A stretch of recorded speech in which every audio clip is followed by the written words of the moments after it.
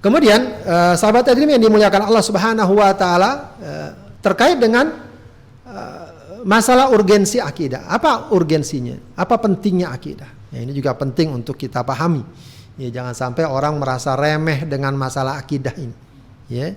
Yang paling pertama yang harus kita pahami bahwa akidah ini merupakan ya inti dari dakwah para nabi dan rasul. Ya, dakwah para nabi dan rasul adalah akidah, ya, khususnya akidah tauhid. Ya, jadi tauhid bagian dari akidah dan itu yang merupakan misi utama para nabi dan rasul. Dalam surat Al-Anbiya ayat 25 Allah katakan, "Wa ma arsalna min qablika mir rasulin illa nuhi ilaihi annahu la ilaha illa ana fa'budun." Dan tidaklah kami utus seorang rasul sebelum engkau kecuali kami wahyukan kepadanya bahwa tidak ada Tuhan yang berhak disembah illa ana, kata Allah, selain aku. Fa'budun, ay fa'buduni, beribadah, maka beribadahlah kepadaku. Jadi Allah mengatakan bahwa semua rasul, termasuk tentu Rasulullah, yang diutus sebelum Rasulullah, semuanya mendapatkan misi dan tugas yang sama. Bagaimana mereka menyampaikan kepada umatnya, ya, agar hanya beribadah kepada Allah. Nah, itu kan masalah akidah. Ya, bahwa kita harus beribadah kepada Allah, itu masalah akidah.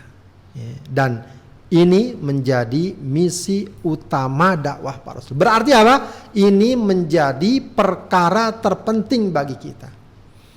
Ya, padahal kalau kita perhatikan Rasul para nabi pun juga banyak kalau boleh dikatakan agenda dakwahnya. Ada yang membebaskan dari kekejaman penguasa tiran, ada yang menjelaskan tentang perekonomian atau praktek-praktek curang dalam jual beli, ada yang juga menjelaskan tentang masalah sosial, masalah penyimpangan seksual seperti kaumnya Nabi Lut.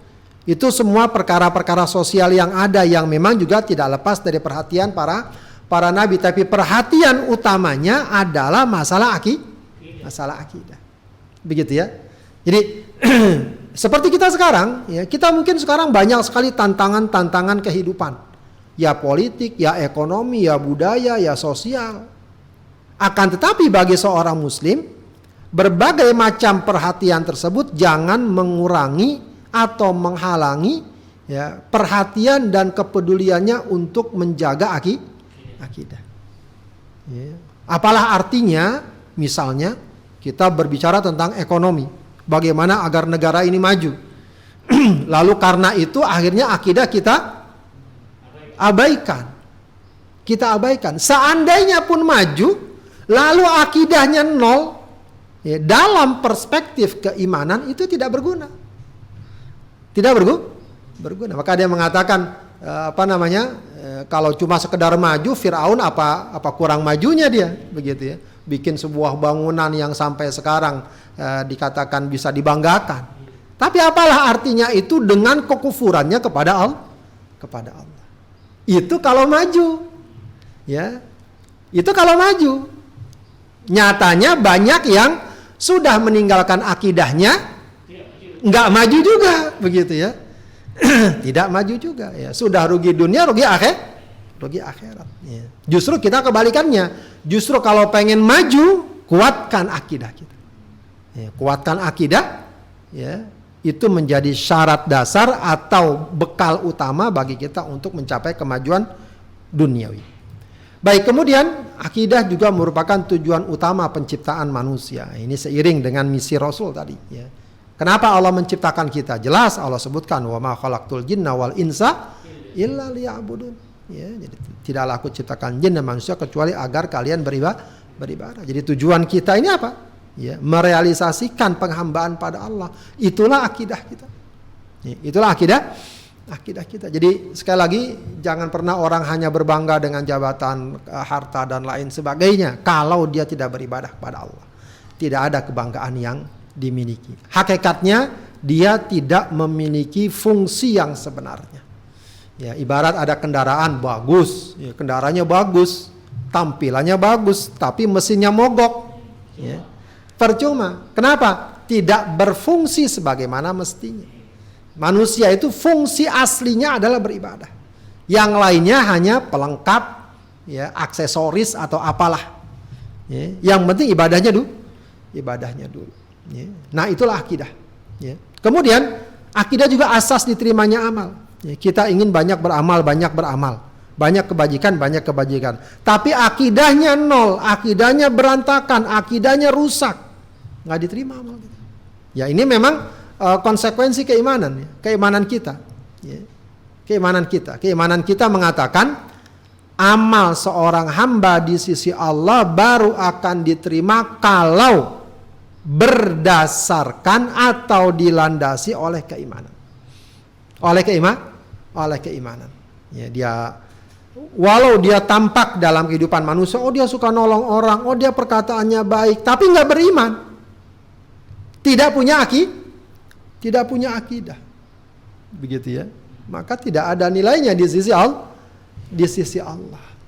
Ya, itu kalau ungkapan Zakir Naik itu ibarat orang belajar, begitu ya.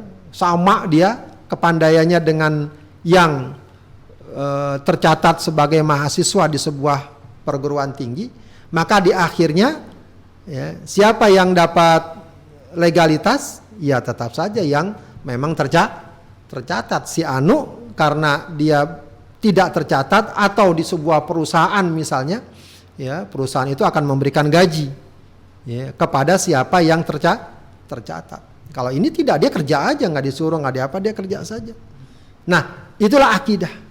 Ya, akidah akan menjadikan amal kita menjadi diterima. Ya, maka dalam Al-Quran digambarkan dalam surat Al-Furqan ayat 23, gambaran bagaimana sebagian orang nanti, kata Allah, wa qadimna ila ma amilu min amalin faja'alnahu haba'am manthura. Ada orang-orang yang datang kepada kami, ya, dengan membawa amal yang mereka lakukan, namun kami jadikan amal tersebut haba'am manthura.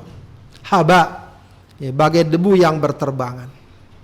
Ya, kata Allah kepada para nabi, kepada Rasulullah, lain asyrakta layahbatanna amaluk. Kalau kamu berbuat syirik artinya apa? Akidahnya kita batalkan, akidahnya kita rusak. Maka kata Allah, layahbatanna amaluka, amal kamu akan gugur, walatakunanna minal khasirin, dan engkau menjadi orang yang rugi.